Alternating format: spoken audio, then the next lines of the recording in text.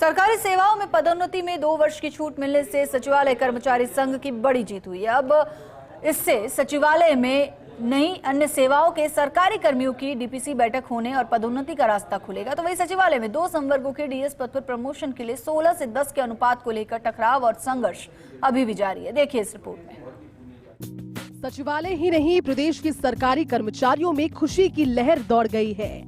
दरअसल सचिवालय कर्मचारी संघ ने अलग अलग सरकारी सेवाओं में प्रमोशन के लिए 2 वर्ष की छूट की मांग की और उसके लिए प्रदर्शन भी किया और अब ये प्रयास रंग लाए हैं। क्या थी प्रमुख बाधा? प्रमोशन में 2 वर्ष की छूट को लेकर आम सहमति तो थी, लेकिन सबसे बड़ी समस्या ये थी कि जिन्होंने छूट लेकर पूर्व में पदों पर पदोन्नति ले ली है, उन्हें ये छूट दी जाए या नहीं, इसे लेकर खासी बहस छिड़ गई थी।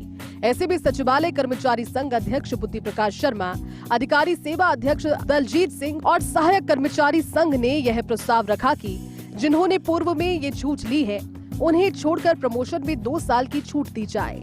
आखिरकार 24 जून को मुख्यमंत्री ने इस प्रस्ताव का पत्रावली पर अनुमोदन कर दिया। 2 संवर्गों को लेकर फॉर्मूला। दरअसल सचिवालय अधिकारियों का पीएपीएस संघ के साथ विरोध की वजह ये मानी जा रही है कि सचिवालय की पूरी सेवा को आवंटित पदों में काफी बड़ा हिस्सा पीएपीएस कैडर को मिल जाता है। ऐसे में अब 13-10 के अनुपात के बजाय 16-10 के अनुपात में पद आवंटन के फॉर्मूले पर मोटे तौर पर सहमति बनने की बात कही जा रही है और इसे लेकर प्रस्ताव विचाराधीन है।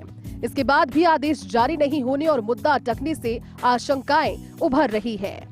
क्या होगा फॉर्मूला लागू होने पर? फॉर्मूला लागू होने पर सचिवालय सेवा को आवंटित कुल पदों में से 16-10 का अनुपात रहेगा, यानी सचिवालय के मूल अधिकारियों और कर्मचारियों का संवर्ग है, उसे और ज्यादा पद मिलेंगे। इससे संवर्ग के पदोन्नति के रास्ते भी खुलेंगे। कैडर पृथक्करण से क्या हो सकता है नुकसान? सचिवालय के कर्मचारी, अधिकारी और पीएपीएस दोनों ही आधार स्तंभ हैं। इनको अलग अलग करने से दोनों ही कैडर्स के लिए सरकार को भविष्य में अलग अलग स्वतंत्र रूप से पद आवंटित करने होंगे। इससे दोनों ही कैडर्स में पहले से ज्यादा पद मिलने की संभावना है।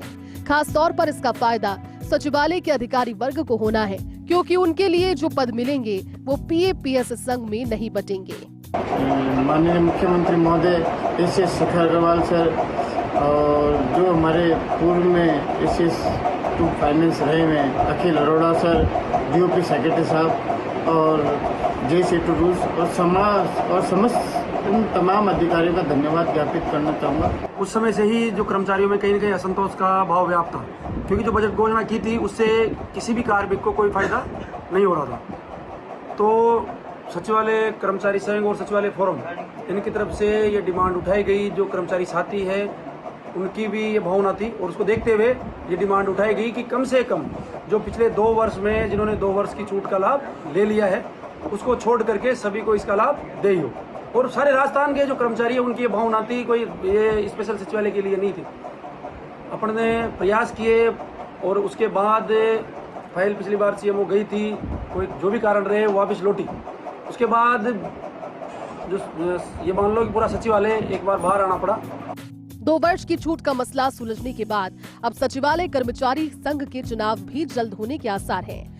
सचिवालय में 2 संवर्गों में टकराव का दौर जारी है और ऐसे में इस दौर के बाद जब निर्णय होता है तो ये देखना दिलचस्प होगा कि ये टकराव बढ़ेगा या नहीं।